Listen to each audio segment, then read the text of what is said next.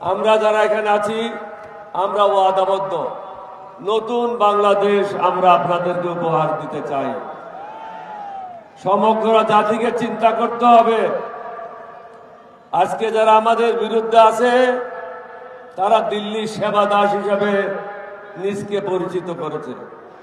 সেবা দাসদেরকে আমরা বাংলাদেশের দায়িত্ব দিতে পারি না।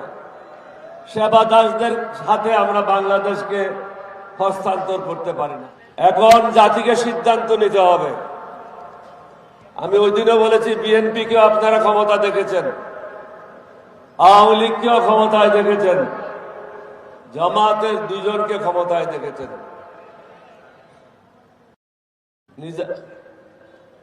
মুজাহিদ সাহেব এবং নিজামী সাহেব 2008 সালে আমরা কয়েকজন ছাড়া, নিজামী সাহেব ছাড়া, আলী হাসান, মুজাহিদ ছাড়া বাকি সবাই দুর্নীতির দায়ে জেলে আবদ্ধ ছিল। আজকে দেশের কি অবস্থা? আমরা কাপড় পাল্টাচ্ছি, নাম পাল্টাচ্ছি, কিন্তু দুর্নীতি থেকে আমরা বেরোতে আসতে পারি নাই, চাঁদাবাজির থেকে বেরোতে আসতে পারি নাই। আমরা যারা আজকে মঞ্চে বসে আছি, আমরা আজকে আমাদের জীবনের শেষ যুদ্ধ। এই যুদ্ধ হবে 1971 সালে যে স্বপ্ন ছিল সেই স্বপ্ন বাস্তবায়ন করা। ভারতের দাসত্ব মুক্ত বাংলাদেশ, চাঁদাবাজ মুক্ত বাংলাদেশ, দুর্নীতি মুক্ত বাংলাদেশ, যেখানে গরিব ধনীর মধ্যে বিচারের কোনো পার্থক্য থাকবে না। এখন একটা বড় লোক থানায় গেলে তাকে আদরে সম্বর্ধনা জানিয়ে ভিতরে নেওয়া হয়, গরিবকে বাইরে রাখা হয়, কারণ সমাজে ইনসাফ নাই। আমরা যারা এখানে আছি আমরা ওয়াদাবদ্ধ নতুন বাংলাদেশ আমরা আপনাদেরকে উপহার দিতে চাই। সমগ্র জাতিকে চিন্তা করতে হবে। আজকে যারা আমাদের বিরুদ্ধে আছে তারা দিল্লি সেবা দাস হিসেবে নিজকে পরিচিত করেছে। সেবা দাসদেরকে আমরা বাংলাদেশের দায়িত্ব দিতে পারি না।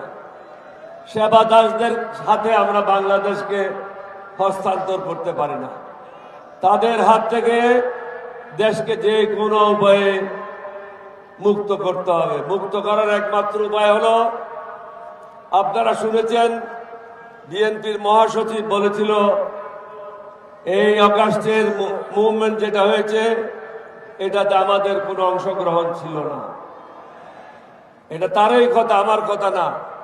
তাহলে বিএনপি এখন যে অবস্থায় আছে এটা তারা চায় নাই, তারা হাসিনাকে চেয়েছিল। আর আপনারা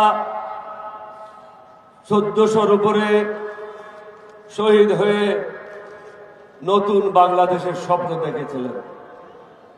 সেই স্বপ্ন বাস্তবায়ন করার জন্য প্রয়োজন ইনসাফের সমাজ। তাই আমি সমগ্র জাতিকে একজন মুক্তিযোদ্ধা হিসেবে অনুরোধ করব। কিছুক্ষণ আগে জুলাই মুক্তিযুদ্ধ এখানে বক্তব্য রেখেছে।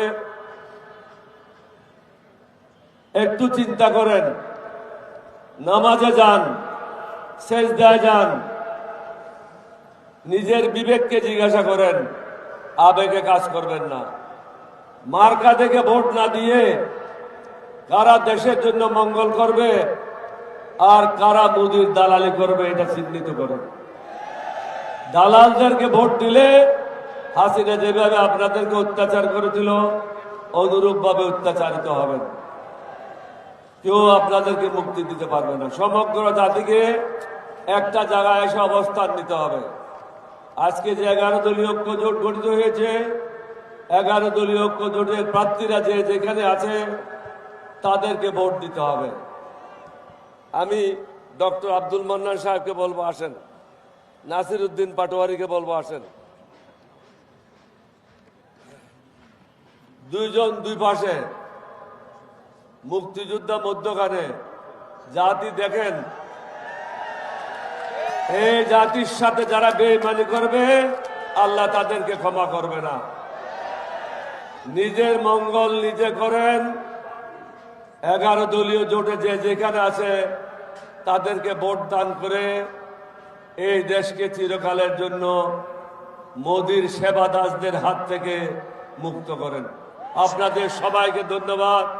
বাংলাদেশ জিন্দাবাদ। 11 দলীয় ঐক্য জোট জিন্দাবাদ। আসসালামু আলাইকুম ওয়া রাহমাতুল্লাহি ওয়া বারাকাতুহু।